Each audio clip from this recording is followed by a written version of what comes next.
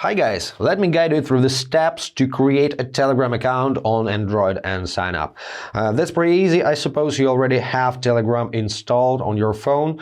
Otherwise, just get it from Play Store, then open the application, subscribe to Get Mentory, and let's go. Right away, you can switch to the night mode or read something about Telegram. But what you really need to do is tap on Start Messaging. Allow Telegram to receive calls. Okay. Allow this. Now enter your phone number with country code.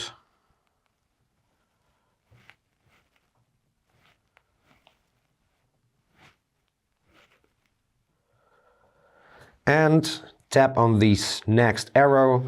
If the number is correct, you will receive SMS. You can also receive SMS to another phone and enter the code from SMS manually. But if your SIM card is installed in your current phone, the code will be entered automatically. So just tap on yes over here. Allow Telegram to read the call log. Allow. Okay. Now wait for a while. It's automatic. Allow to send notifications or don't allow. It's up to you, of course.